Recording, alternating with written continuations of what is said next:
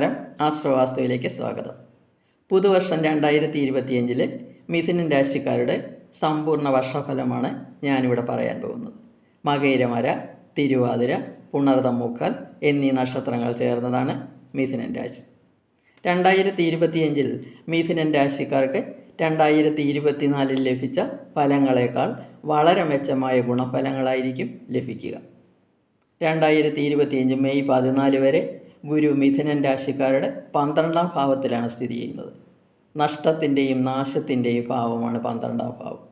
നല്ല കാര്യങ്ങൾക്ക് ധനച്ചിലവ്, കേസ് വഴക്കുകൾ, സാമ്പത്തിക ബുദ്ധിമുട്ട്, വിശ്വാസവഞ്ചന എന്നിവയാണ് 12ൽ സഞ്ചരിക്കുന്ന ഗുരു നൽകുന്നത്. എന്നാൽ 2024 ഒക്ടോബർ 9 ഗുരു വക്രാവസ്ഥയിൽ സഞ്ചരിക്കാൻ തുടങ്ങിയപ്പോൾ ഗുണഫലങ്ങൾ നൽകാൻ തുടങ്ങി. അത് മിഥുനൻ രാശിക്കാർക്ക് ഒരു അനുഗ്രഹമായി തുടരുന്നു. 2025 മെയ് 14 ഗുരു മിഥുനൻ രാശിയുടെ ജന്മഭാവത്തിലേക്ക് സഞ്ചരിക്കും. ജന്മത്തിൽ സ്ഥിതി ചെയ്യുന്ന ഗുരുവിന് 12ാം ഭാവത്തിൽ സ്ഥിതി ചെയ്യുന്ന ഗുരുവിനേക്കാൾ ഗുണാനുഭവങ്ങൾ നൽകാൻ കഴിയും.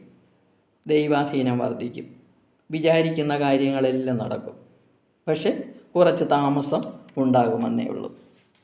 അനാവശ്യ ചെലവുകൾ അവസാനിക്കും. ആരോഗ്യം വർദ്ധിക്കും. വയറിന് ചെറിയ അസുഖം വരാൻ സാധ്യത കാണും. അല്ലാതെ വലിയ അസുഖങ്ങൾ ഒന്നും വരികയില്ല. വർഷാവസാനം ആരോഗ്യം കൂടുതൽ മെച്ചമായിരിക്കും. വിദ്യാർത്ഥികൾ കഴിഞ്ഞ വർഷത്തേക്കാൾ മികച്ച പഠന വിജയം ഈ വർഷം കാണിക്കും. ഉപരിപഠനത്തിന് വിദേശത്ത് പോകാൻ കഴിയും. ആഗ്രഹിക്കുന്ന വിഷയങ്ങളിൽ പഠനം തുടരാൻ കഴിയും. ഇൻ്റർവ്യൂകളിൽ മികച്ച പ്രകടനം കാഴ്ചവെക്കും. 2025 മാർച്ച് 29 ശേഷം കർമ്മരംഗത്ത് മാറ്റങ്ങൾ സംഭവിക്കും. ശനി 9ാം ഭാവത്തിലാണ് ഇപ്പോൾ സഞ്ചരിച്ചു കൊണ്ടിരിക്കുന്നത്.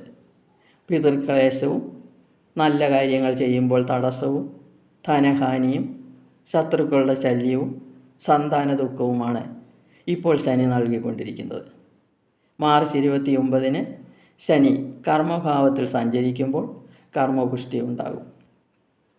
4, 7, 10 എന്നീ ഭാവങ്ങളിലൂടെ ശനി സഞ്ചരിക്കുമ്പോഴാണ് കണ്ടകശനി സംഭവിക്കുന്നത്. 10ാം ഭാവത്തിൽ ശനി സഞ്ചരിക്കുമ്പോൾ തൊഴിലിൽ അഭിവൃദ്ധിയാണ് നൽകുന്നത്. ശനി കർമ്മകാരകൻ കൂടിയാണ്.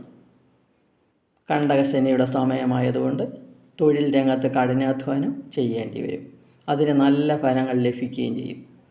ശനി 10ാം ഭാവത്തിൽ സഞ്ചരിക്കുന്ന സമയം വിദ്യയും ധനവും യശസ്സും വേണ്ടുവോളം ലഭിക്കും. ജാതകത്തിൽ ശനി ബലവാനാണെങ്കിൽ ഈ സമയത്ത് കൂടുതൽ ശുഭഫലങ്ങൾ ലഭിക്കും.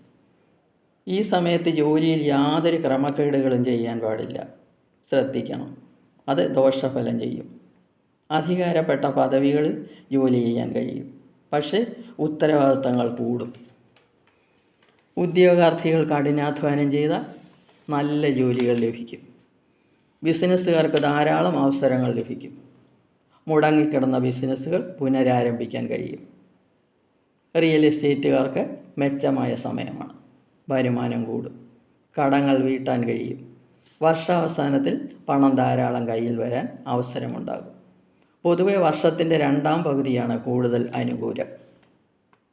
സർപ്പൻ 2025 മെയ് 18 വരെ 10ാം ഭാവത്തിലാണ് സ്ഥിതി ചെയ്യുന്നത്. കർമ്മപുഷ്ടി ഉണ്ടാകും. ഈ സമയത്ത് തൊഴിൽപരമായി അപകീർത്തി ഉണ്ടാകാതിരിക്കാൻ ശ്രമിക്കണം.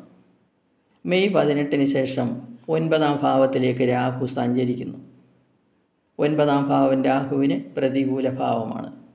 ദൈവാധീനം കുറയാതിരിക്കാൻ രാഹുവിനെ പ്രീതിപ്പെടുത്തണം. നിലവിൽ 4ാം ഭാവത്തിൽ സഞ്ചരിച്ചു കൊണ്ടിരിക്കുന്ന കേതു മാതാവിന് ക്ലേശങ്ങൾ, മാനസിക പ്രയാസങ്ങൾ, ചീത്ത കൂട്ടുകെട്ടുകൾ എന്നിവയാണ് മെയ് 18 വരെ നൽകുന്നത്.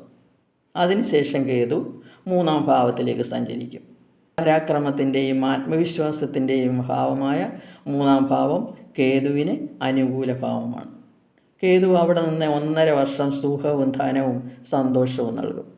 ശത്രുക്കൾ ബന്ധുക്കളാകും. വിവാഹം നടക്കാതിരുന്ന മിഥുനക്കൂറിൽപ്പെട്ട നക്ഷത്രക്കാർക്ക് 2025 മെയ് 14 ശേഷം വിവാഹം നടക്കാൻ സാധ്യതയുണ്ട്. കുടുംബജീവിതം സന്തോഷപ്രദമാക്കുവാൻ ശ്രമിക്കണം. പ്രണയിക്കുന്നവർക്ക് അനുകൂല സമയമാണ്.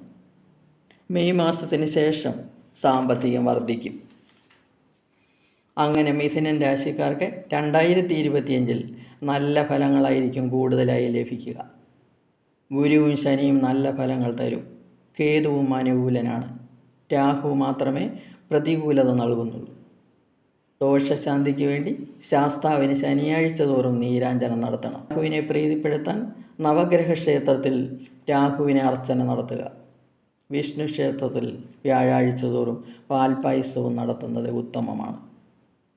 മിഥുനൻ രാശിക്കാർക്ക് എല്ലാ നന്മകളും നേർന്നുകൊണ്ട് നിർത്തുന്നു. ഇനി അടുത്ത വീഡിയോയുമായി വരാം. വീഡിയോ ഇഷ്ടപ്പെട്ടെങ്കിൽ സബ്സ്ക്രൈബ് ചെയ്യുക. സംശയങ്ങൾക്ക് വാട്സപ്പ് നമ്പറിൽ ബന്ധപ്പെടുക.